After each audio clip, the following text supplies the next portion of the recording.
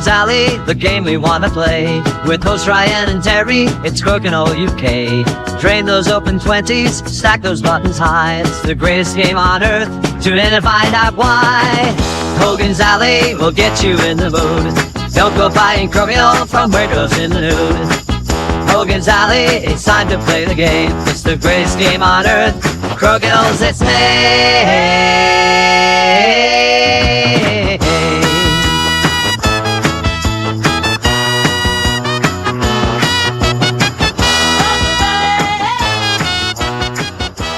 Good morning, good evening, good day, good afternoon, whatever time of day it is where you are and wherever in this current World Cup fever Crokinole world you are. Although you'll be listening to it much later. We're not a professional outfit. The Crokinole World Cup hasn't happened yet. No, that's not. We might get this out in time for it. Maybe. Anyway, that was the episode. Thanks for listening.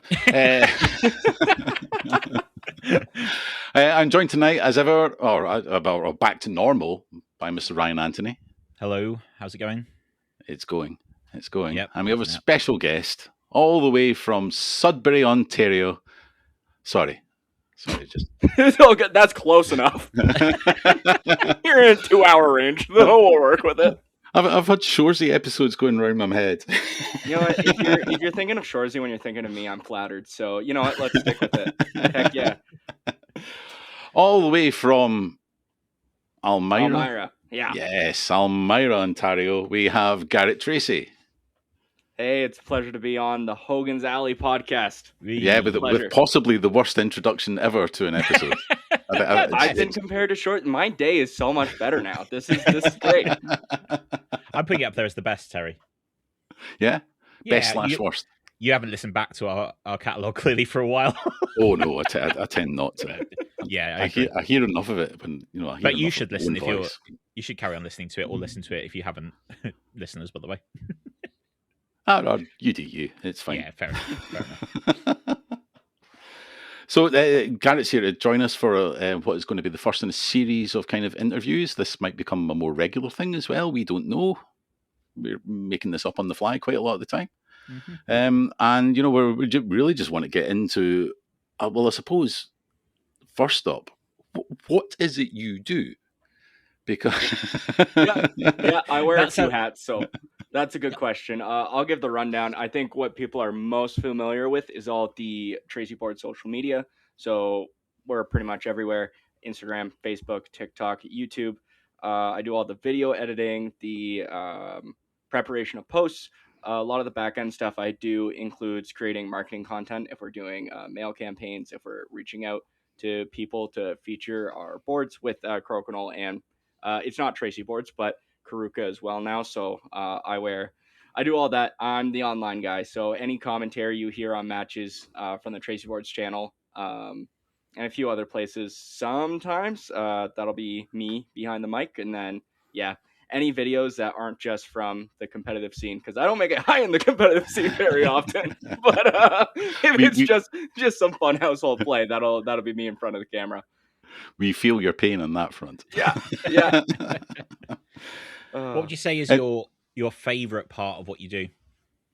The favorite part of what I do? Ooh, that's a good question. I would say commentary, for one, is something I've really fallen in love with, because one, and I talked with Hutchinson about this a bit ago, but doing the commentary has significantly improved my Crokinole game, because all I'm doing, I've heard the joke and it's half true. I've probably watched more Crokinole than most people on the planet have, right? So in doing that, I have to think, what are these players doing? Why are they doing what they're doing? And then that slowly starts to ebb into my own game and how I play. So as long as I keep my cool, I can do quite well. But also just like knowing all the stats, like, oh, this player's done A, B, C, and they're facing off against this player. This is their third time facing off. Just having all that knowledge up in here makes the commentary in particular a lot of fun to do. Cool. I'd like to lean into the commentary thing a little bit, because sure. I've commentated on a grand total of one video, and I just found it such a long experience that I've vowed to try and get someone else to do it. Yeah. Because it's not, well, I mean, you might be different now because you're really probably getting into a rhythm of it. You've got the stats and everything in your head. You're picking up on things that you've probably said before. You're recognizing shots and not really having to think about it. Right. But I think I had to watch that video 2 or 3 times, and then I decided that wasn't enough, and I went through it and just like, shot 1 is this, shot 2 is that, and just kind of bullet point things. Shot 3, nothing much happens. Don't say much, whatever. But I just found it really hard. So I'm just interested in that kind of commentary journey. And are you still? How does it feel for you now? I suppose. Yeah. Now, and I kind of relate to the troubles that you're talking about. Kind of the thing that a lot of people, or I've heard people tend to avoid and try to find a balance of, is how much dead space you leave in a match. And there does come a point where it's like, especially like, when people are just shooting 20s and it's like, And another one. it's cool, but what am I doing here? Yeah, for myself, it has become a part of a thing of, how much do I get into the strategy? When do I talk about players? And I feel like over time I have just developed that balance. And it is a weird thing to sit and just talk about something while you're watching it actively. And yeah, it certainly takes time. Like, I remember the first time I did it, I used to like cut every 2 minutes. Like, okay, I didn't like that. Go back, restart. Yeah. So I certainly hear what you're saying. And can I ask, the match that you commentated, was it singles or was it doubles? It was singles. Singles, okay. And like, was it a finals, like race to 9 Yeah, kind of thing? it was. Yeah, It was those finals, can. a race to 7 or 9. Aircon Classic a few years ago. It was Mike and Tom in the final. Okay, yeah, because I know those matches, like if it's really tight, like both players getting close to the 9 point, that can be close to 20 minutes of Mhm. commentating, of play, which like if you're in the match, that flies by. And then if you're sitting commentating and trying to think of things to say, it can be tough. I think, and different people do it differently. I mean, we have Linder Wendt. He's the Minneapolis club. He does a commentary, and we have different styles, and I quite like the way that he does it. I feel like he does a good job, and something I want to work on is leaving space just to let people watch the play. Yeah. Obviously, watching for 20 minutes with silence is not many people want to do that, myself included. But at the same time, I yap a lot, and I try to fill as much space as I can. And I feel like he's mastered a skill of, let's just watch the play for a second, like even 15, 20 seconds, and then getting right back into the commentary. So there's different ways to do it. And I think it's just, unfortunately, it is just a practice thing of, this is a niche sport and not a lot of people do commentary. There's not going to be a lot of people who have that skill. So, and it just takes practice to get it In down fact, pat. reflecting on it when you were talking about that, I realised a lot of the enjoyable parts of it.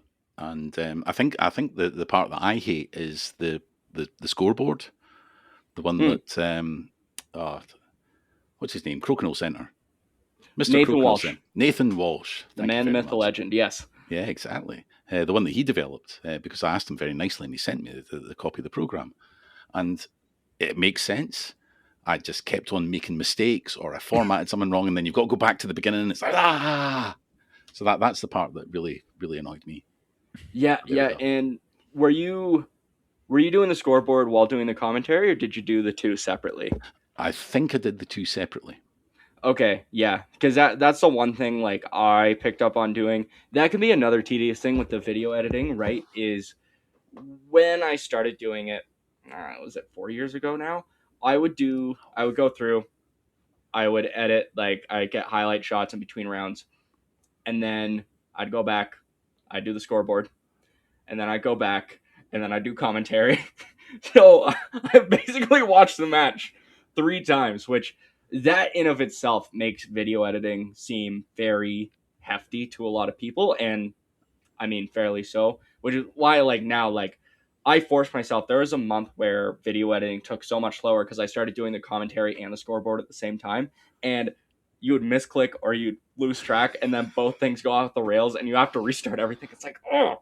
Damn it! I know But it needs an undo button, that program. yeah, so actually, Rob Richardson from the Cleveland Crokinole Club, I believe.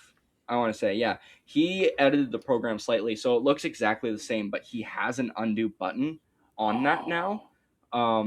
I personally don't use it just because I've gotten so much into the system of like, it's pretty much second nature to me to do the scoreboard.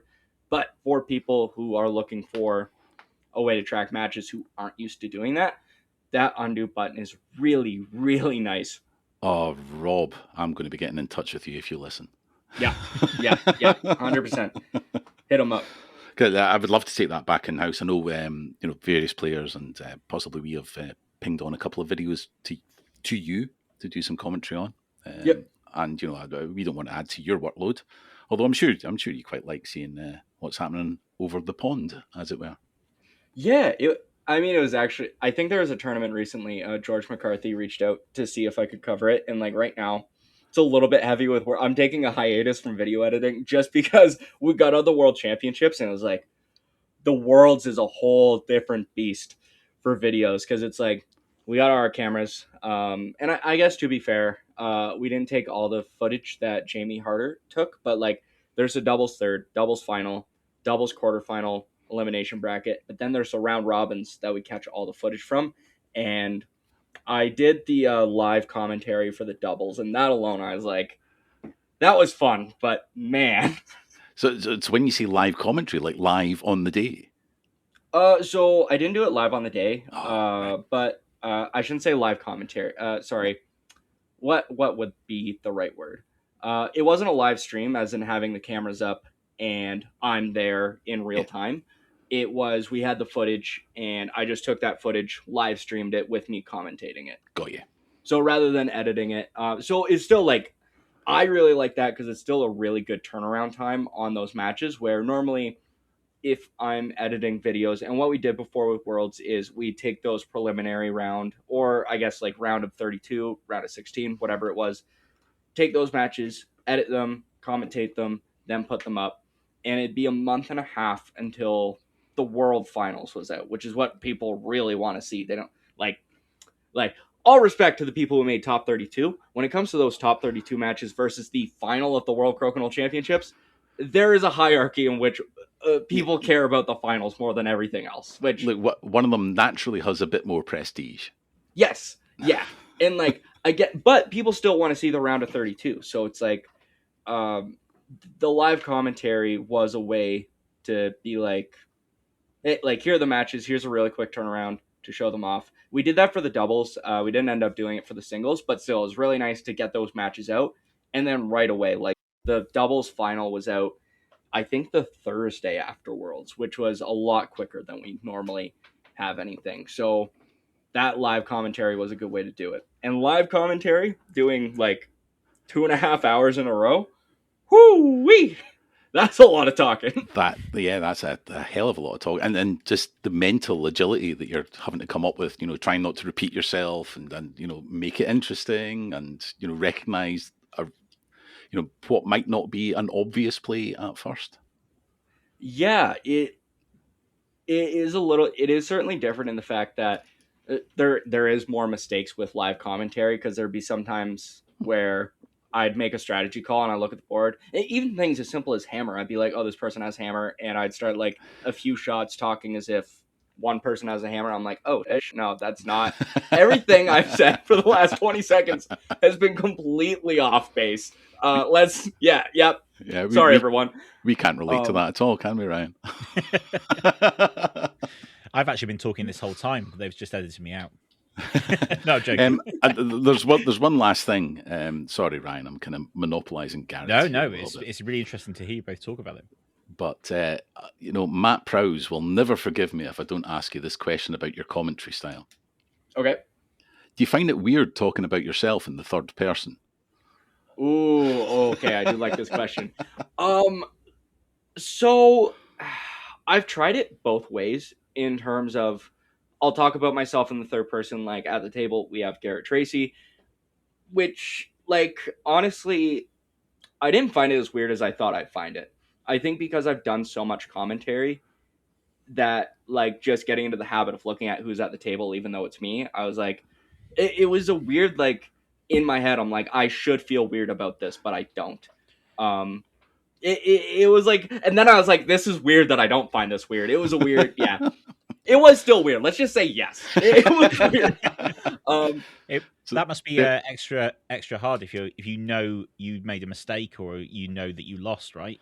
You're gonna like, I know the result of this match already, and I have to talk about it like so I'm okay I've had with to it. post 2 matches now where Gina Schick has beaten me at the board, and like I was sitting down for the second one and being like, "Oh, maybe Garrett's gonna make it up. This is a redemption arc." No, she's gonna beat me again. That is not to be disrespectful to Gina. Gina is an absolute sweetheart. Menace on the board though. She's been at the top of tournaments. And both times I've caught her in the semis or the finals of various pools. She's beaten me pretty good. I think sitting down, it is easier with a match I've won to be like, I feel good about this. This is great. And then those matches where you lose, and I have to like keep the energy up and be like, who knows what's going to happen? I'm like, help this. I know what happens. That actually is a little bit and I mean for myself it's just like making sure that I'm not too biased. I actually go into matches where I know I'm at the table, or even my brothers or my dad, because people know like, okay, this is Tracey boards, this is Garrett Tracey commentating, and there's a Tracey at the table, he's probably going to be biased in the commentary. So I keep that in mind to actually be more harsh, or keep it in mind to be more harsh about the kinds of shots that my dad will take or that I will take. And it's like, it's not even like, oh, I want to make fun of my dad. It's, No. I really want to make sure that I'm not being too nice and being like, oh, I really hope Jeremy wins, because that's not my job as a commentator. It's to give the best commentary that I can. Now, maybe that leans more towards just talking my dad on camera, which, I mean, we're both cool with it. So that's fine. And I feel like I've gone a little bit off the original question of the commentary for myself. But I find for myself, it doesn't throw me off too much. I just make sure to be more harsh as much as I can with myself without being an absolute bummer about my own strategy. So, sure. And the only time it bugs me is if it's like, all right, I didn't do well this one, but that's fine. Part of the game. No, that's absolutely fair. You mentioned about Worlds there. How was Worlds this year? Worlds? How was Worlds? Sorry, I had to. My first thought was I didn't play well, if that's what you're asking. No, well, we can skip by that, and we can just talk about. Talk about generalities if you want. Sure, and you can keep that in there. Everybody knows I didn't do well. That's good. I had fun. Maybe it wasn't about the Crokinole, but the friends we made along the way. So deep.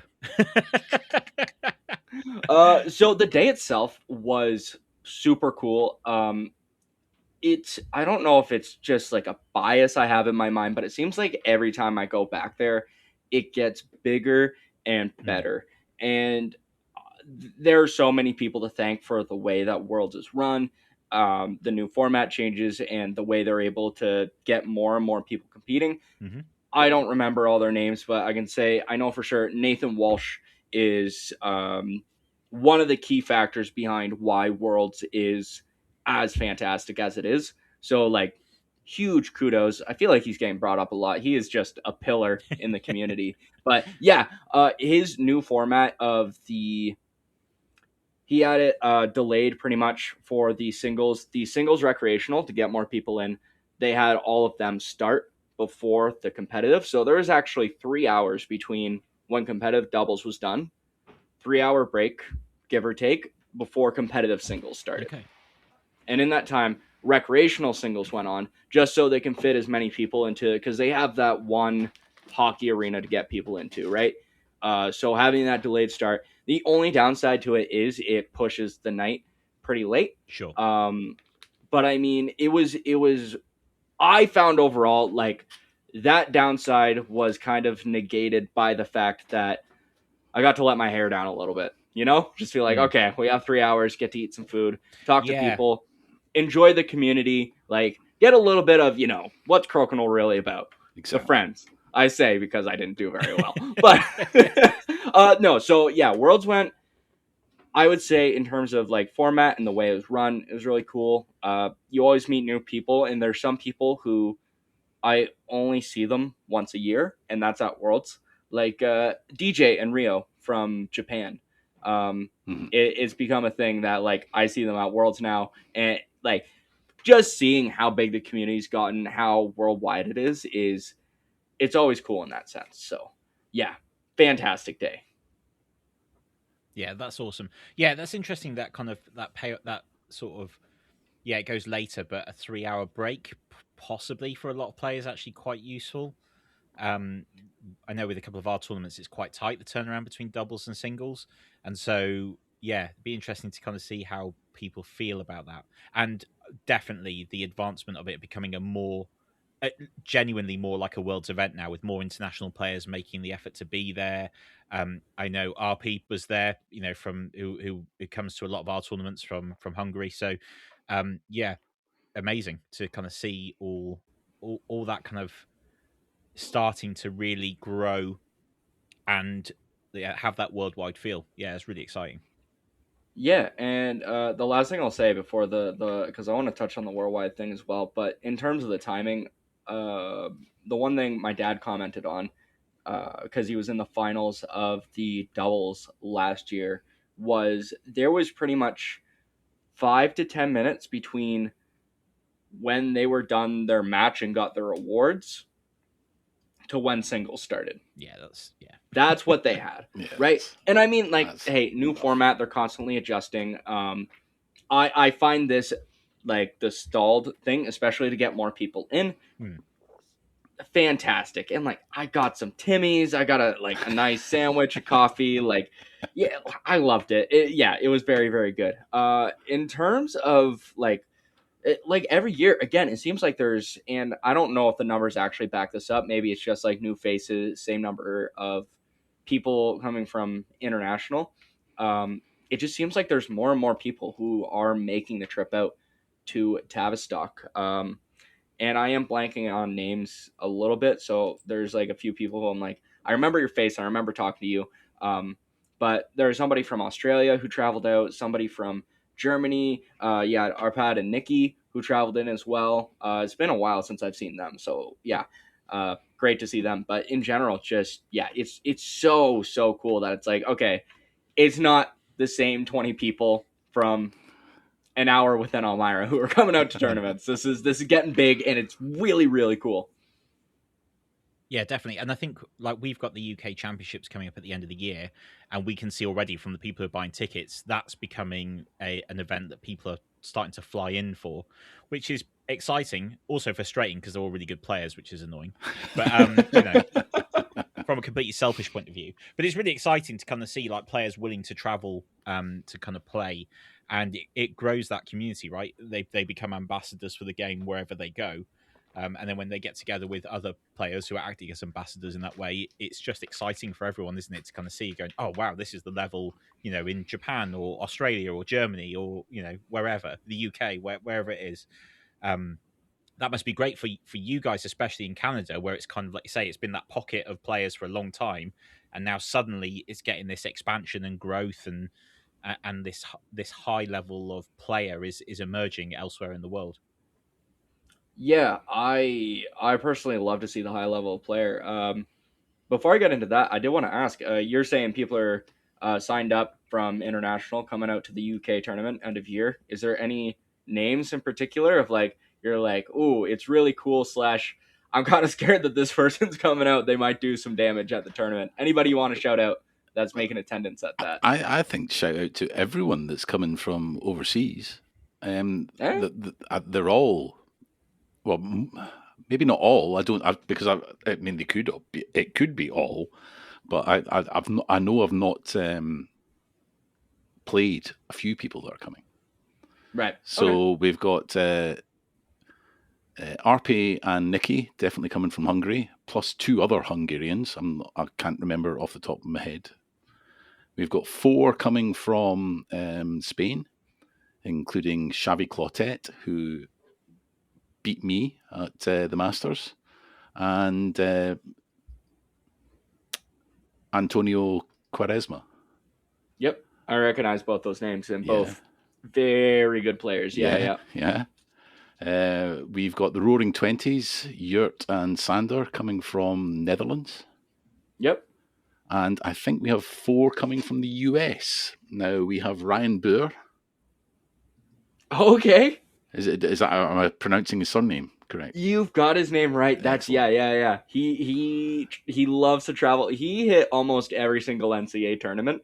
Last season, I didn't know he was making that trip. Yeah. I'm not surprised, but that's really cool to hear he's doing that then. All right. Is it Jamie Harter or is it Gerald? Jamie. Right. Jamie Harter's coming. Who's the other two US players? I don't know because they bought all their tickets together. Oh, damn it. Mike was telling me just because we've just had the Crokinole Crown Cup in Leicester last weekend, or the weekend before, was it? Recently. No, last weekend. And Mike was telling me there, and I can't remember who. Sorry. I'll get in touch with Mike and I'll make sure it's in the show notes. Yeah, so it's really exciting to see like loads of people starting to make the effort to get to these tournaments from different parts of the world because it just connects everyone, and it's really exciting to kind of see the different styles of play, the just talent that's out there in terms of Crokinole, and these ambassadors who just act as, they're ambassadors for Crokinole wherever they go, and then once they meet other people who are, waving the flag, as it were, it's just exciting for everyone, isn't it? Yeah, 100%. And just to build on that, with the amount of people worldwide who are now playing Crokinole, and we're seeing more established areas of people playing Crokinole together and building their skills together, I think there's an assumption that's been made by a lot of Canadians. And in this household, I was guilty of this as well for a bit, of being like, Canada's on top. Like, this is our game. And it's like, is it any, okay, we had the first known board, but like the players who are coming up now, Ryan Burr just won the world doubles, and people often forget Connor Ryman, 2-time world champion. Mm-hmm. He's American. The people we saw in the top 32, whole bunch of Americans in there. There's a guy from from Australia. I think he's from the Footscray Crokinole Club. Mm-hmm. So making that trip. Arpad and Nikki made top 12 for world doubles. So when we see these players go head to head, it's like, yeah, there's a few Canadians who are in the lead, but that, it's not just Canadians. It's not such a sweep anymore of if a Canadian shows up, he's going to win the tournament. It's legitimate, strong competition. And it's really cool to see the game grow and communities grow so that level is fostered and brought up for everyone. So I'm excited for more events like your event, where there's a lot of people internationally coming out to compete, more world championships, and hopefully even more tournaments where people keep coming out and showing off what they've got. Yeah, I think when Jamie Harter got in touch with us and saying, look, thinking of coming out for this, blah, blah, blah.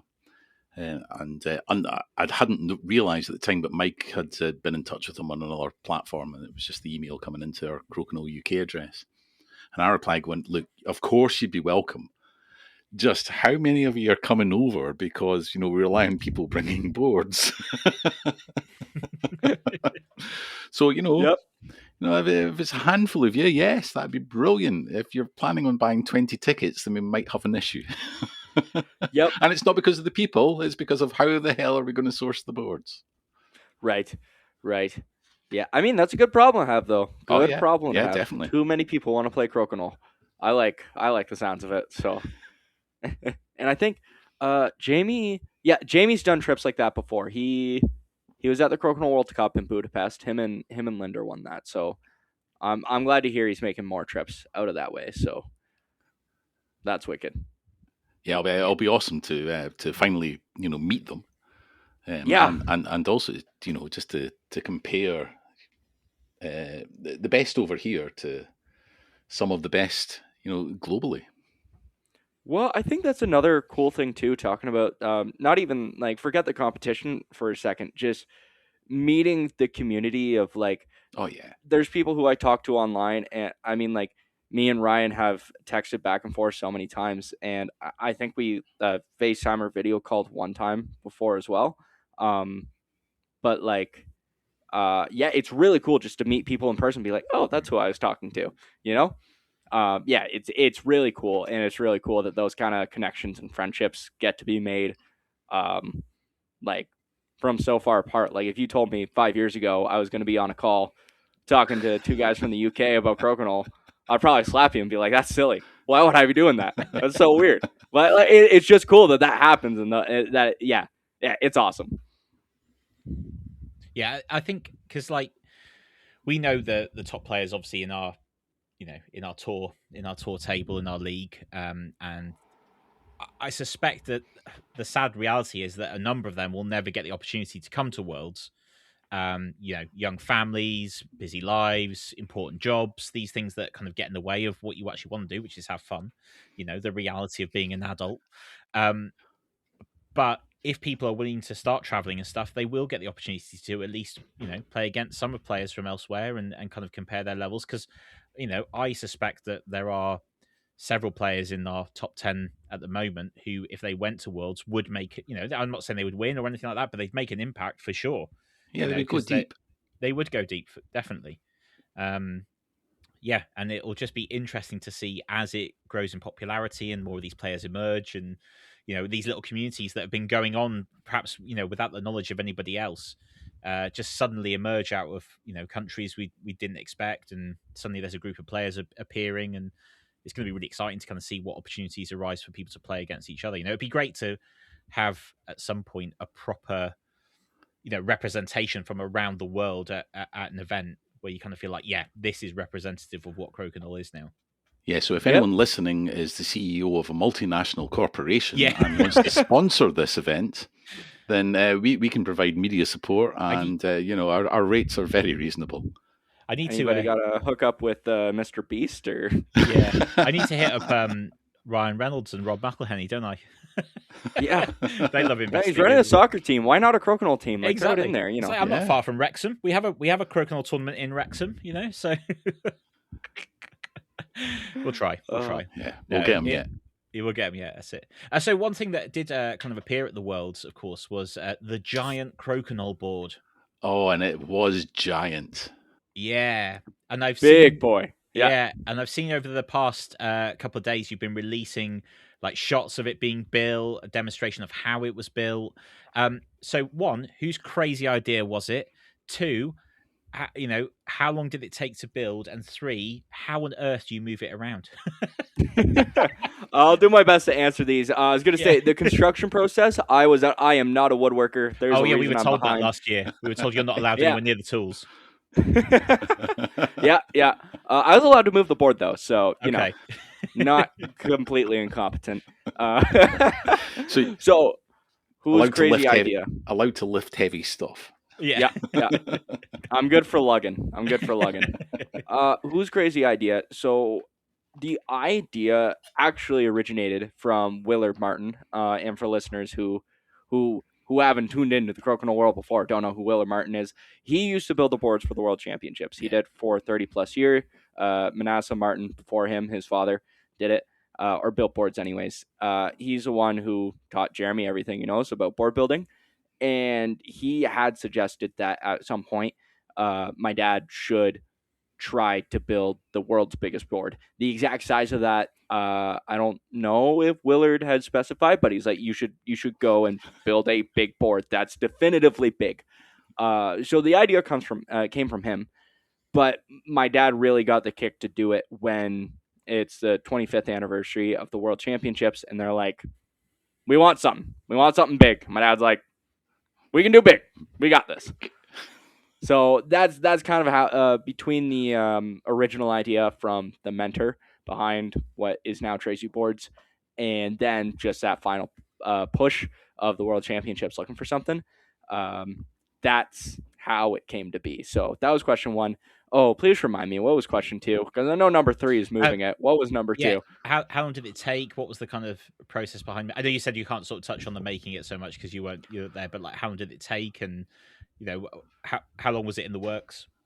Yeah, I can't. So in terms of time frame, it was a couple months, and that included like workshopping, figuring out how exactly are we going to do this to the best we can to scale in terms of what's playable, because almost all of it is completely to scale. I think the biggest difference is the height of the railing, just because with people reaching over top of it be kind of inconvenient, so that's a little bit lower, a little bit thicker in terms of making sure it's not fragile. But yeah, it was a few months overall, and I think I'll kind of leave it at that in terms of construction things, because then we're getting to deep waters of things I don't know. But yeah, a few months for it all to come together. And how do you move it? Very carefully is the answer. So my dad set up a stand. Oh my gosh, why am I skid? He got us a skid, and then he kind of made a makeshift stand that he could strap it onto. So in terms of wheeling it around, it was actually pretty easy once we got it, for example, into the arena at the World Championships. Once we got it through the door, wasn't too bad to just like wheel it across. Now, to get it to the World Championships, because Tavistock is about a 40-45 minute drive from Elmira, bit of a problem. 10-foot board, roads are a little bit skinny, right? Poses some problems. So we hired a trucker who was certified in handling oversized loads. It took like 5 of us to load it on the back of that. We laid it flat and just have some markers be like, hey, we got some big fish moving through. And I actually got to be in the truck with him. I'm like, is this the weirdest thing you've moved? He's like, yeah, this is this is pretty weird. I move farming equipment. This is weird. A lovely guy. Once we got it there, I think the most difficult part was the board was actually too big to wheel straight through the door of the Hogan, which we found out once we got there. I think technically the door was 10 feet exactly, but since it's up on a skid with wheels, a little bit too high, right? So we had to very carefully pick it up and angle it and walk it through. And keep in mind, this is almost a 300-pound board, and we're awkwardly like leaned over. So that was fun to be involved with. But yeah. Honestly, taking it down from the stand and just lying it flat isn't too bad. It's just having to angle it through doors that really sucks. If you build a really big board, make sure no doorways are involved for wherever you're taking it. Is the one piece of advice I can give you. I was wondering, not just how you, but where you got it. I mean, did you have to go in like the Zamboni entrance to the rink or something? Yeah. So it was Zamboni entrance, and I think normally they're a little bit bigger, but I mean, like, this is a small town, small hockey arena, so I think it was just like as big as it needed to be. And again, technically it was 10 feet height, but it's just going into that door and wheeling it in and being like, oh no, I know what comes next. I'm not gonna love this part. So, but there was a fun learning experience, that's for sure.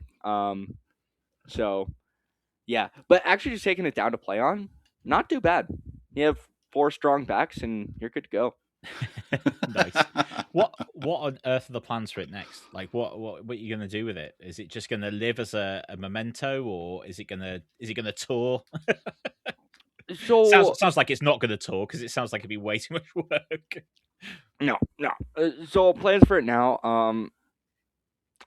One thing I'm working on right now, which is in the works, is we want to get it certified by the Guinness Book of World Records. Sure. Or Guinness World Records. Whether it'll end up in the book or not, that's like kind of up to. I doubt it. Well, it'd be cool. Don't get me wrong. But to get the certification of, hey, you've got the biggest board. Right now, the record is currently 5 feet, so we do definitively have it. It's just it'd be really cool to have that certification and to be on the website, to be listed somewhere, to be like, hey, good job, you know. So that's the next big thing I'm working on with it.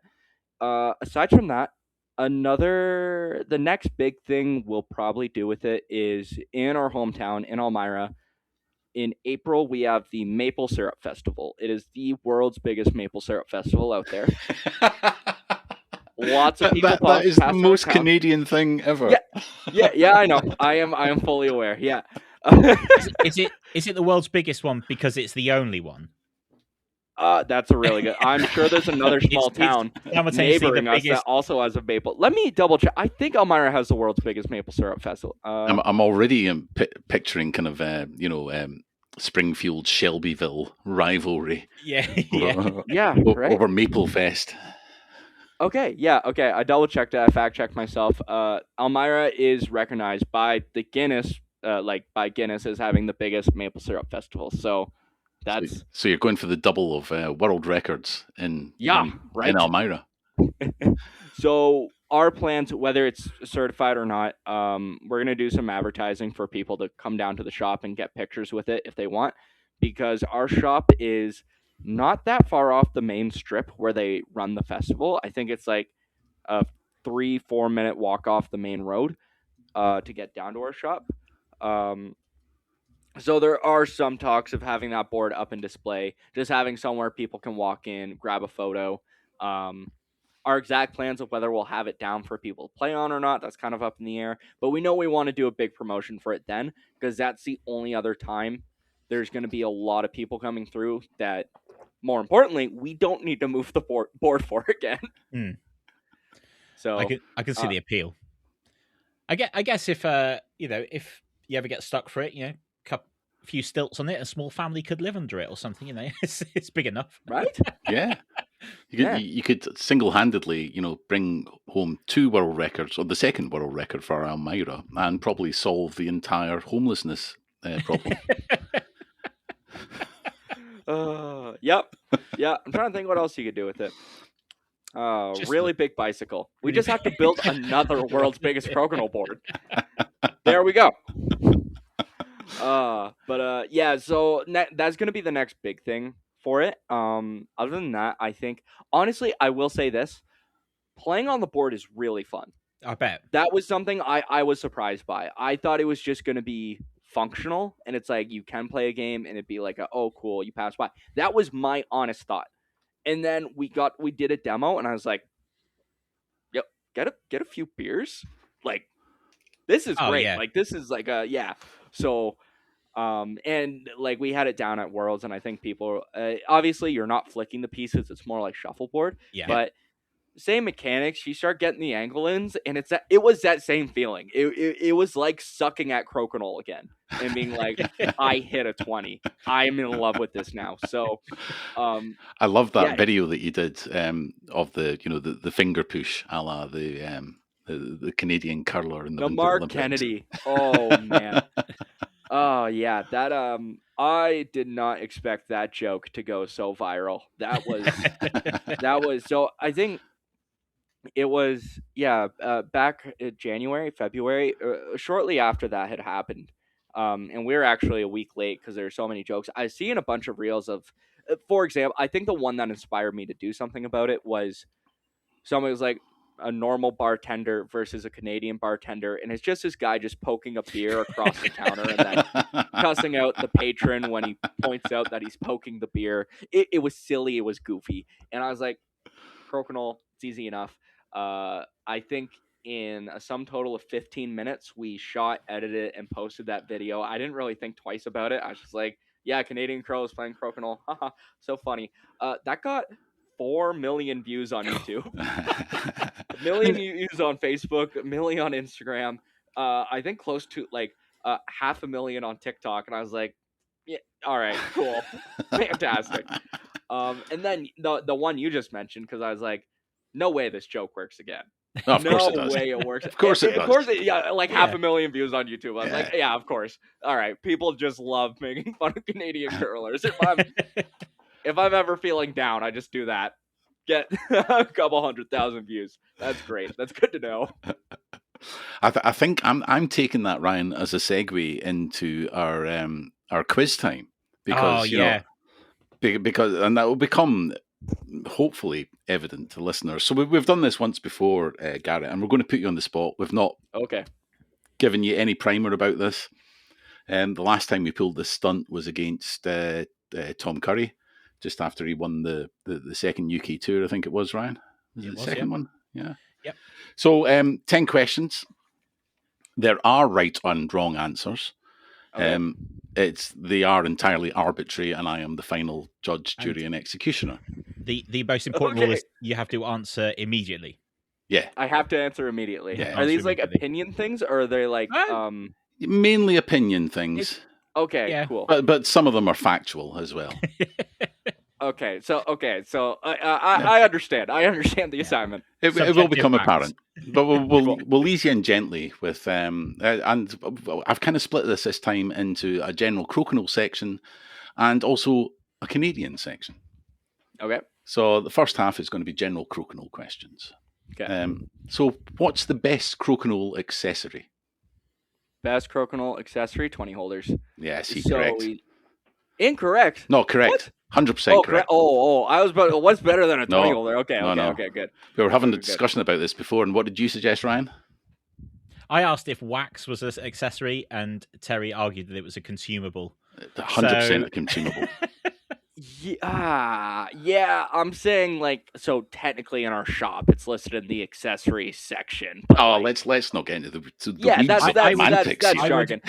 I will say on 20 holders, so when I was in university, I'm going to show you my favorite 20 holder right now because I just didn't grab any from the house because I was lazy. I was living in my own apartment. So we had this big stein that we would use for 20s. And you have such the satisfying, you kind of throw them in because you can actually you just have the ding. The sound, Yeah, and me and my friends, we're having a few beers, so we were bad enough that it never piled up enough for 20s to really matter. Anyways, it's not like we have to count. It was good. It was fun. I've got this little green bowl that's I don't know what it is, but the resonance that it hits when little wood discs hit it's just perfect, and it's you can sort of snidely look over at your opponent and drop it in slowly, and then it makes the sound. That's amazing. I love that. Yeah, I love that. But I definitely 20 holders was the right answer. 100%. Question number 2: the World Championships of Crokinole or the US Open? World Championships or US Open? I like the US Open a little bit more personally because it's just so fun. It is just so fun. And that's no shade to the World Championships. I want to be very clear about that. But it's just a different level of energy at the US Open. So listen, Jeremy, if you're listening, your boy's on a roll here. Your boy's on a roll. Let's keep it going. Did he answer differently to that? I don't think we asked him. I don't think we the did. top 10. But it's just, I think you're correct, and for all the reasons you mentioned as well. Wicked. Do I get bonus points or? Well, I mean, you almost did until you asked for them. Ah, shit. That's on me. That's on me. Gotta stay humble. Yeah. Okay, a follow-through 20 or a triple takeout? Oh, triple takeout. Triple takeout. Because here's the thing, follow through. Okay, so it kind of depends. Because follow through 20 can technically just be it's slightly over the center and you drain it. And there's so many people who have kind of just perfected that shot, where it's they're cool, but are they that cool? Triple takeout though, the situation barely arises, and when it does arises, can you actually execute? So it's extra special, See, Ryan would probably 100% agree with you. We had a slight disagreement about this beforehand, and I wouldn't classify, not just from halfway inside the 10 or something, bang, following right through there. That I will never not celebrate one of those. Yeah, but I just think I was with you, Garrett. So I was like a triple takeout. The circumstances have to be right. Chances are you have to hit the shot perfectly. I'm not saying you don't have to with the follow through, because you definitely do. But the angles are going to be different. You're probably shooting from somewhere slightly different on the board, probably. All those different variants. And I just think that it's much rarer, and certainly it's the kind of thing that, I even think a double takeout is exciting. So a triple takeout is like just the bee's knees, isn't it? So I'm with you on that. Terry argued that it means you probably have played badly up to that point. So I was like, yeah, but that means it's like the 94th minute winner at the World Cup, isn't it? It's like it's the thing that gets you, it's the thing that gets you over the line, and it's like, yeah, we played badly, but I pulled it back, and yeah. So I'm with you. That's a pretty compelling argument against the triple. To be fair, yeah, you've sucked up till then. But but then you don't anymore. You don't anymore. That's the point. You can't think about the past shots. You can only think about the last shot you took. That's true. Yeah. And the other thing is, I remember the triples I hit. I don't remember my follow-throughs for the most part. Like, follow-throughs are like, yeah, it's like, even like, okay, maybe from the 10. Like, it is fun when you're playing against someone new to hit a follow-through, and they're like, you just defied physics there. Like, what is this absolute baloney? That is something that's magical about the follow-through. Yeah. I don't want to throw too much shade at the follow-through, because it is fun in that regard. But the triples, they're just more memorable to me. Sure, maybe you sucked up to that point, but I think it was still a cool shot. So I think if someone's watching and they don't really know much about Crokinole, follow through is exciting. If you take out 3 of the opponent's pieces with one shot, they always go, whoa, or they go, great shot, or they don't know anything about Crokinole even. That is what they will say, and I think that's why it's why it's better. The one that sticks out in my mind the most was I was at PAX East out in Boston, board game convention, and this guy, he sat down with me, and he was just learning. He wanted to play a game, so I was kind of going easy. I left quite a few pieces on the board, and he's like, are you going easy, man? I don't want you to go easy. I'm like, okay. Popped a triple right there on my next shot. He's like, okay. Okay. All right. Yeah, welcome to the big leads. Yeah. Welcome to the show. I still think the follow through, if it's a good distance, there's just something magical about it, because you can line up a triple depending on the situation fairly easily. I know you've got I know there's a lot to think about there, but you can line up that long follow through, and how many times out of 10 will it happen? Yeah, that is true. I think for the long one, I think there's more of an argument when you say like out from the 10 or even the 10-15 line. There's a more of an argument. But that wasn't the question. That wasn't the question. That wasn't the question. Follow 320 or triple takeout. Yeah. So it's on me for a poorly worded question. Yeah, your own rules, Mr. Brown. Yep. I shall hoisted by my own petard. Whatever a petard is. Yeah. Anyway, question 4. Crokinole with beer or Crokinole with water? Beer. Correct. Question number 5. No discussion. Just we're moving on. I love it. Yep. None. All right. Hell yeah. Question number 5. Crokinole or hockey? Crokinole. Okay, in that case, we have a supplementary question for it. Okay. Ooh. So that was 5A. Are you correct? I'm not. Probably, actually. Yeah, I hadn't really thought of what I love more. Yeah. Anyway, so because you answered Crokinole, custom buttons or a custom board? Oh, I'm going custom buttons. I think I would as well, actually. Yeah, I think so. Yeah. Oh man, it's. I don't know why. That's kind of the way I lean. Yeah. I guess I don't have anything else to say on that. No, that's fine. Yeah. Hockey was pretty straightforward. Like, I know it's my national sport. You're in danger of losing your national status and passport. No. I still love Timmy's with all my heart. And Timmy's over McDonald's coffee. Oh, 100%. I'm Scottish. So we're getting into the Canadian section. All right. Apologies for this one. It wasn't the first question that I'd written down, but when I ran it past Ryan, he was like, I think you're punting this at the wrong generation. I was like, yeah, you probably are. So Let's see. we've settled on this one. And I'm not actually sure if there probably is a right answer, actually, but it's a tough one for me. And we've went with this just because it sounds nice. The alliteration is spot on this question. Bieber or Bublé? Dude, Bublé, first of all. Bublé? Yeah. Give me some Bublé. So fun fact about Justin Bieber. He actually grew up like 50 minutes away from where we are. And Right.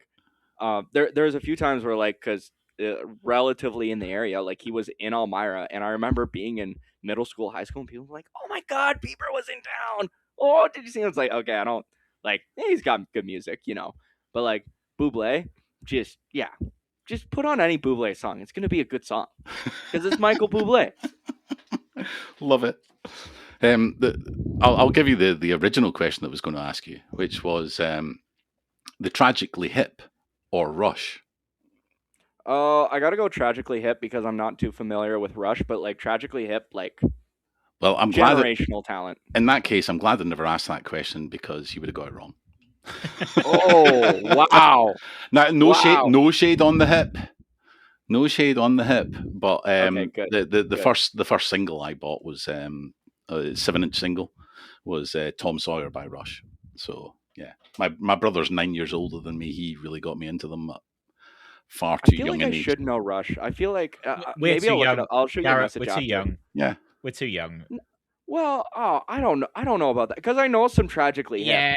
Yeah, but it's just like it's an excuse. It's a good enough excuse to be like, I've never listened to Rush because I'm too young. I think that's fine. right. Mm. Question Alright. 7. I just like throwing it out at Terry every now and then and upsetting him. Yeah. Look, he said, what was it? Yeah, you're probably pitching this at the wrong generation, mate. I don't mean to make you feel old. I was like, I don't need other people to make me feel old. Getting out of bed in the morning is usually sufficient. Right, so question number 7, continuing the Canadian section of the quiz. And if you get this one wrong, then the next question is not going to land half as well. Trailer Park Boys or Letterkenny? Oh, Letterkenny. 100% correct. Yeah, Yep. let's go. Okay, so continuing with that, question I know number where 8. this is going, I think. Well, I don't know. It made me laugh earlier when I was thinking of them. So we're going to talk chips in your language. So Okay. crisps for our UK listeners. Salt and vinegar chips or all dressed chips? Oh, I don't like either. The salt and vinegar. I'll go salt and vinegar. Yeah, like honestly, you pick the two flavors of chips I don't like, which I think people think I'm weird for it, but like, I don't know what it is because like salt and vinegar. That's like Lay's. I'll use the UK lingo. Crisps, like Lay's crisps, and then the all dress are typically Ruffles and like. Yeah, just go plain. Just go plain for both, Yeah. No. No, I'll stand by that. Yeah, people Okay. who like those flavors are out of their mind, actually. Yeah. Wow. I'm taking a hefty stance on this, and I want people to be mad. Be mad. Message me so we can fight about it. We don't have all dressed chips in the UK. No, So I can only imagine what they are, but I'm just going by a classic episode of Letterkenny where they had an entire episode devoted to what's the best flavour of crisps. I find No, all dressed in UK. That's a sales pitch for me to go out there. Yeah, That definitely. sounds lovely. There's a gap in the market. No, there's no gap. Nothing is wrong. Everything is fine there. Peachy keen. I find I find people getting upset about what other people do or don't like for food really odd. Like, Yeah. I don't get it. I don't understand. It's like, what? Oh, you don't like this flavor of thing that I like. Oh, well, you're wrong. It's like, well, no, they just don't like it. I don't get it. I find it really bizarre when people get upset about it. And I'm just like, so when you said that about being controversial, I was like, oh yeah, people will care. Like, Yes, some people will care. But so here's the thing. I actually don't. Like, honestly, like if someone doesn't like a food that I love, I'm like, more for me. Yeah, that's exactly what I was Like, going to say. what are we doing here? Well, this is fantastic news. Yeah. You don't like this. It's like- I get more of this food because you don't want it. we're having a good day. You don't have to eat it. Exactly. I'm gonna love eating it. We're both happy. It's good, but someone's going to be mad about my take on salt and vinegar and all dress. People get it's very, okay. They get very defensive about it, and I find it really bizarre. It's like when people get upset about how people choose to have their steak, and it's like, yeah, but you're not eating it, so they can have it how they want. Like they're paying for it. It's like they just. It's strange. Anyway, sorry, I know that was a bit of a tangent. I love it. I love it. Right. Ryan suggested this as a really Canadian question. So, would you rather eat everything with maple syrup or gravy? Gravy. Which is gravy's not a Canadian thing, is it? It's not exclusively. But the type of gravy you have over there, I think it's a little bit different to what we would call gravy. I think. Okay. Yeah, I think I know what you mean. Yeah. So I'll be honest with you. Like two things. One, in terms of maple syrup, we don't have a lot of sugar stuff in our house. Like we have maple syrup, but like we don't often eat like pancakes or waffles. So there's people who like maple syrup a lot more than I do. I like maple syrup. I just don't have it often. So that's why I say gravy on that. But two, I love gravy. I love to get lost in the sauce. Let me get lost in the sauce. I want gravy with the side of whatever food you're giving me, So that's where I stand. If you want to throw in some cheese curd, all the better. Some what? Cheese curd. For poutine, for instance. Oh, okay. Yeah. Gotcha. We would call it cheese curd here. I'm not sure if you would, but there we are. I don't think we do, or maybe I'm just out of the poutine lingo. Yeah, that's okay. Don't run in the poutine two countries separated by a same language. Yeah. Possibly controversial here. Who will go further in the FIFA World Cup? Canada or England? And at the time of recording, they're both through to the last 16. Yeah. So look, I don't know much about soccer, so I'm just gonna stick with Canada. So like, if there's any reason that I'm wrong about that, like, yeah, I get it. That's fair. Hands down, the correct answer. Oh, really? Yeah, Really? totally. You're speaking to someone from Scotland. Okay. All right. Fair enough. Yeah. No, I would say, Garrett, you can take Terry for his word, but I would not put money on that. What he just said, because he might be biased. Maybe a little bit, but it's in jest. To be honest, I think the correct answer is they'll both go out at the same point. That it sounds more. My understanding is Canada has, by some miracle, made it this far, and everyone's just like, "You go as far as you can." Why not? Canadians boys have done great. I think really have. It's great to see a non-traditional football nation go quite deep as host of the World Cup. Yeah, it's I have actually been watching more soccer because the World Cup's it's been partially in Canada, so passing through the city while some of the matches are going on. I think I was in Toronto. What match was it? It wasn't one of the elimination matches, but whatever it was quite packed and quite crazy. Good environment. So I to be honest, I think you're probably the highest scorer that we've had in the top 10 questions so far. I might be wrong there. I'll need to go back and listen to it, of course, because we're not a professional outfit. I wasn't scoring it at the time. No, fair enough. Nothing to do with the fact we asked 11 or 12 questions, so it doesn't matter. It's still a top 10. Yeah, it's fine. There was a supplementary there just for getting it right. All right. Is there more questions or no? No, that's us. Yeah, that's us. You're out of the hot seat now. Oh, okay. Wicked. I made it through the gauntlet. I'm going to ask you something about because of your job. You mentioned it at the top of the podcast. What have you seen change, and where do you think it will go in terms of seeing Crokinole online? Because we're part of that with the Hogan's Alley. Yep. What have you seen that's really surprised you, and where do you think it's going to go? Because I think we mentioned earlier about there being pockets of players around the world. Online is kind of how we connect with each other most of the time. Yep. So yeah, I'm just curious to kind of see, as someone who works on it pretty much daily, what you think is going to happen. Yeah. Oh, that's a really good question. in terms of, I think the newer developments and things that are going are things that don't just connect people in certain areas. That seemed to be a thing for a while, and that I hope continues to be a thing of connecting people and say, if you're in the UK, hey, where are other UK players? If you're in a certain state, you're in Texas, hey, where are the other Texan players, right? Now it's kind of taking a shift of how do we connect with other people. The great example I can think of, so Hogan's Alley is one, like you're featuring a lot of people from around. A big example that I've really liked, and I'm going to shout them out now because I've been meaning to do a video about it anyways. So also consider this my apology for delaying that. The Croak app. There's an app of like, are you familiar with it or no? I'm aware of it. I've not downloaded it yet. Okay, cool. It's an app where it allows you, it has a scoreboard that you can keep track of matches. You can compete with other people. It also has drills that you can do, weekly challenges, keep track of your own stats, see how you compare with other people, and almost have this level of Crokinole competition that makes playing on your own almost fun again. Yeah. Or I shouldn't say almost. It does make it fun again. I was doing that for a long while because when Jeremy originally did the skills drills and whatnot, I did some of them before a few years ago, and then I was like, yeah, but why don't I just sit down and play a game with somebody, you know? But now where it's like, okay, so there's people trying these drills, they have a score that I'm trying to beat. Yeah, I'm playing alone, but it actually feels like I'm competing with somebody.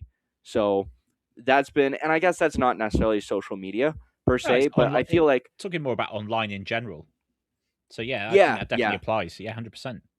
So I think that's a big thing that's happening now of people being really excited to connect with people in other areas. We're seeing a bigger trend of now with online promotions, people are making the jump to go and travel. I think that's just a part of Crokinole becoming bigger per se, but I'm really enjoying the things that accomplish that of how do we connect Crokinole players not in similar areas to one another to compete, to converse, to start coming out to each other's events. So the Croak app is the example, and you should download it because it is quite fun. I know, I really should. The thing that's stopping me is I don't practice much. See, so that's the thing with the Croak. I didn't practice much either because I was like, yo, what? So, like, well, man, like I'm bored. Like, why am I practicing 20s? Why am I doing these drills, et cetera, et cetera? But when you get to, for myself anyways, getting to see the stats, getting to see how I'm doing against other people, like, you know, I'd go on and see like Darren Van Gameren's ahead of me and be like, oh, I gotta beat DVG, let's go.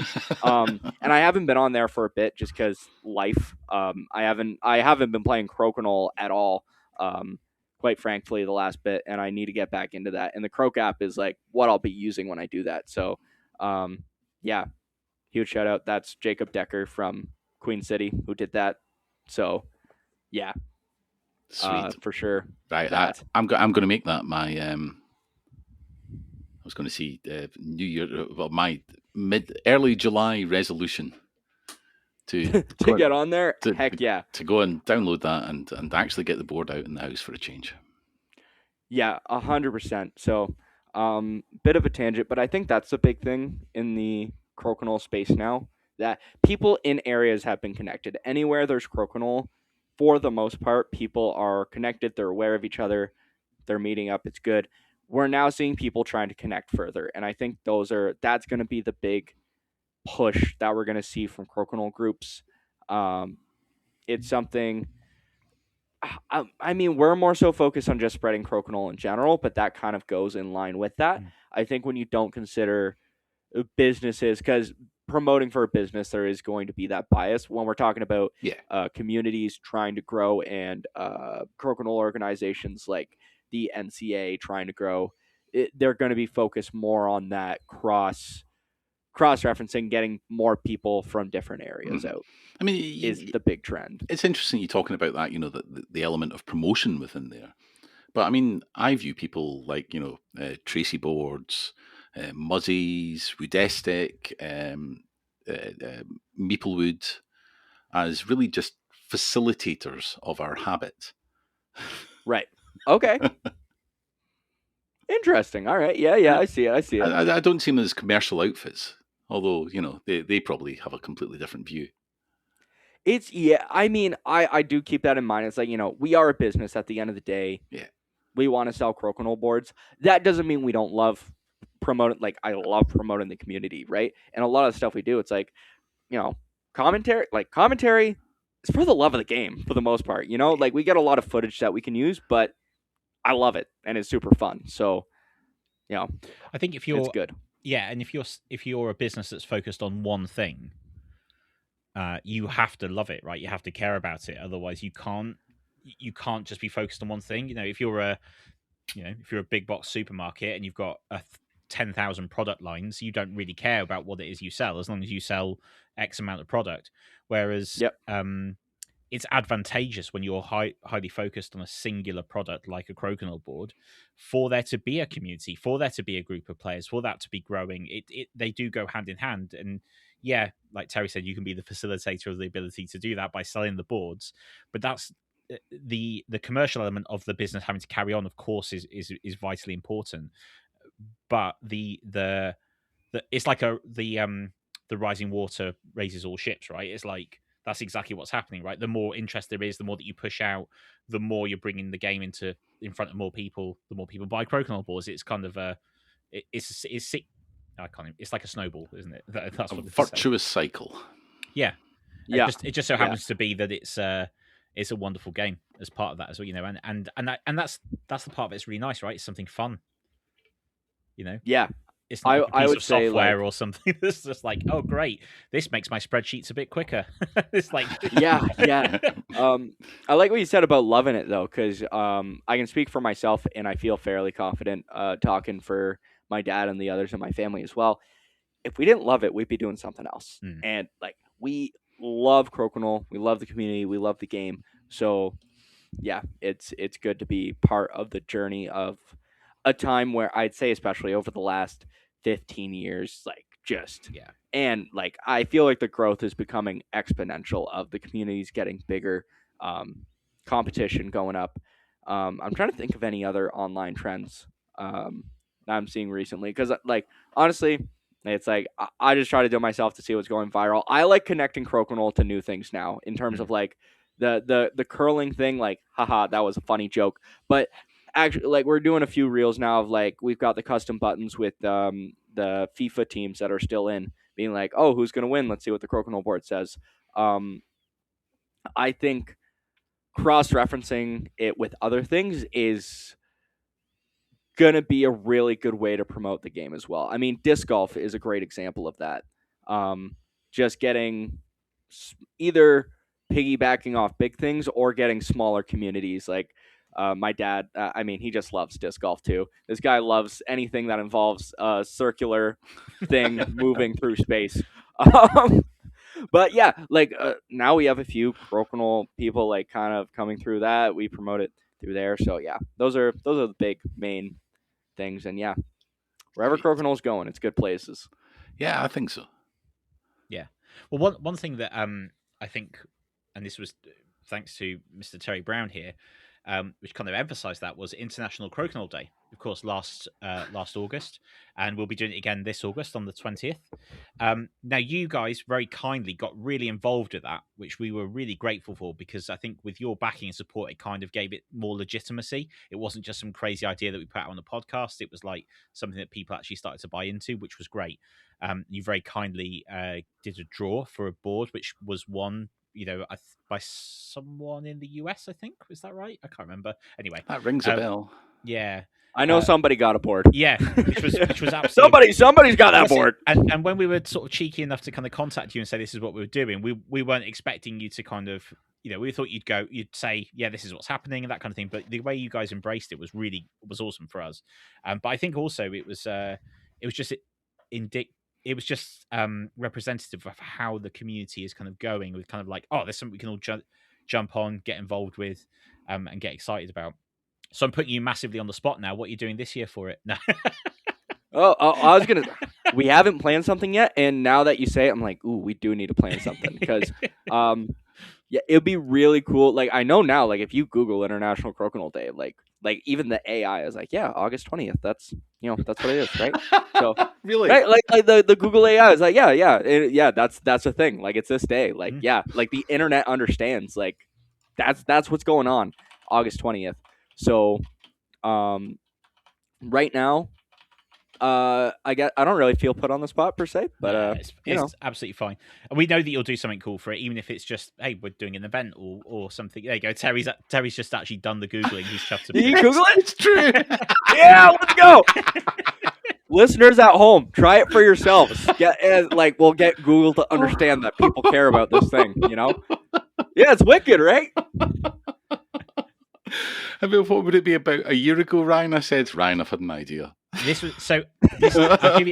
give a little window. I think we might have even said this before, but we'll do it again. So Terry sent me a voice note on WhatsApp that just said, I've had this idea for International Crokinole Day on August 20th, because it's like 8/20/28 is perfect game kind of thing. It's like, oh yeah, that makes sense. Anyway, that was about, what do you reckon, about 10 a.m., 11 a.m. in the morning? By something like that. 6, 7 p.m., we'd fleshed out the whole idea.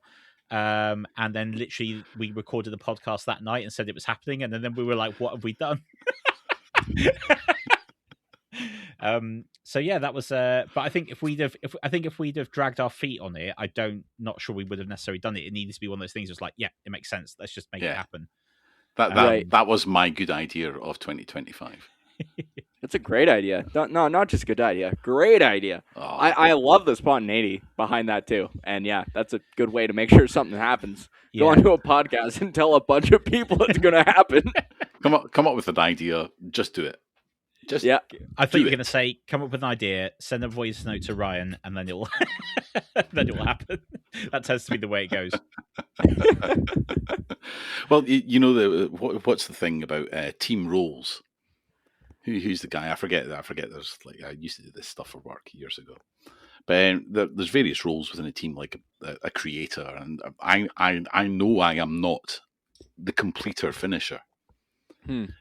Very interested in the early stages. Oh yes, shiny new thing, great. I'm bored of it now. Right. But you get the ideas going. Yeah. Hell yeah. Yeah. But if you throw enough excrement at the wall, something's going to stick, isn't it? Yep. Am I the wall? What are you throwing at me? Anyway, no, yeah. So, but one, it's just like, thanks for your support last year with it, and obviously we're really excited to kind of see. Really excited to see what you're going to do this year, and everybody else as well around the world. If you haven't made plans yet for August 20th, International Crokinole Day, be sure to do something, even if it's just getting your board out and playing it with your family. Take a photo, share it online. Garrett will be hunting out the photos on Instagram and stuff as well, as will we as Crokinole UK and Hogan's Alley. If you're doing it on Instagram, tag us, tag Tracey Boards. Hashtag International Crokinole Day. Absolutely. Yeah, let's make it a thing. Let's take over. Let's get it trending worldwide. Yeah, I like it. That'd be awesome. We hope for a quiet news day that day. It'll make a change from Trump, Putin, the rest of the rubbish in the world. Let's bring back some joy. Some good old Crokinole. Yeah. Yeah, awesome. No, that was kind of everything on my list to kind of chat to you about. Just kind of interesting to see how it goes, and obviously we appreciate all the stuff that you do, especially the help that you give the guys here in terms of commentating. It was interesting to hear your kind of take on that. It's been really exciting chatting to you, Garrett. We appreciate your time. No, thanks again for having me. It's really cool. I mean, podcasts are like a new kind of thing. Like, I haven't done much of anything for podcasts for the most part. So yeah, getting on here, just getting to yap about Crokinole for an hour or so. My friends who don't play Crokinole get really annoyed when I talk to them about Crokinole this way. They're like, we don't care. Nobody cares this much. It's nice to talk to people who care this much. It's good. It's a stress off my heart. So no, but no, seriously. The podcast that y'all run is fantastic. And it's an honor to have been on here. So cheers to that. No, listen, thanks for taking the time out of your Friday afternoon and doing this. And, hopefully you've enjoyed the conversation as much as I have. And I presume Ryan has as well, because it's just been another hoot. Yeah. So it has. I don't know what's in the DNA of the Tracey family, but there's some good double helix action happening in there. A lot of yapping. We've caught 2 of them now, so they're like Pokemon, aren't we? We've got to get the rest, haven't we? Yeah. We've got to get the rest now. I I think the other 2 might be more of a challenge. Yeah, it might be a little bit tough. They don't like this kind of thing, but I reckon we get them both together, and then maybe if they'll you feel do more that, yeah, comfortable. you know what? If you told them that like you have a beer on the show, Oh, okay. could be right. a sales pitch. We've learned it. Yeah, Yeah, that yeah. could be the way to do it. We can Yeah. facilitate that. Absolutely. 100%. Absolutely. No, it's been an absolute pleasure. Yeah, it's really interesting. As we know, with a lot of these conversations, we've got no idea where they're going to go. But you would be welcome back anytime, Garrett. We might 100%. need, if we need a Canadian correspondent, maybe we'll employ you in inverted commas full time. Yeah, our wage structure is quite It's quite simple. quite a flat. No, wage it's quite structure. simple. It's actually quite simple, really. It's the but I like simple. Tell me more. It's very egalitarian. We don't Yeah. pay the CEO, whoever that is, any more than the intern. Yep. Whoa. Everyone's on the same wage, and it's a very round number. Yeah. That's I like round numbers. Garrett, it's been an absolute pleasure. Thank you so much. And Cheers. the similarity to Shoresy is absolutely there. Yes, that's what I was going for.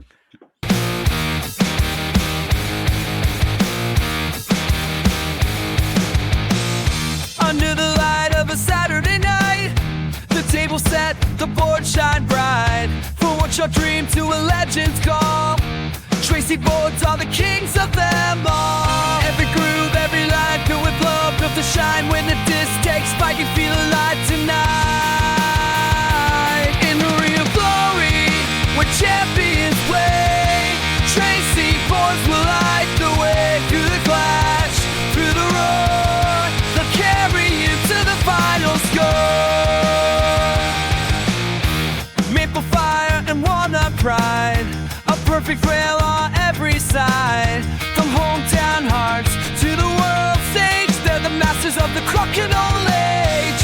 Every shot, every spin, let the battle begin. When the crowd's on their feet, you know the game's complete. In the ring of glory, where champions play, Tracey boards will light the way through the clash, through the roar. They'll carry you to the final score.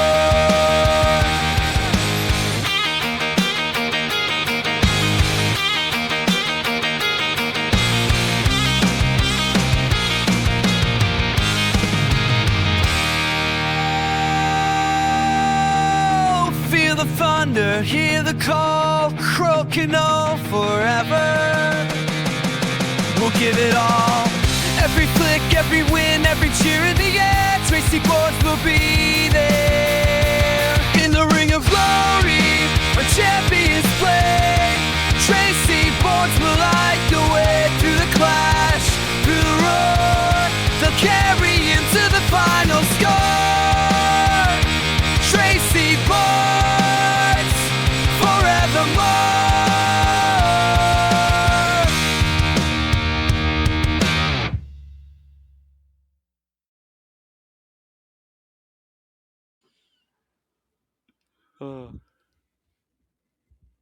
I think that's a wrap. Yeah, I think. Yeah, That was a I great don't way- know how you guys close this No, off that was normally, perfect. but No, I think yeah. I think that's wrap, and we'll put some stupid jingle or advert at the end.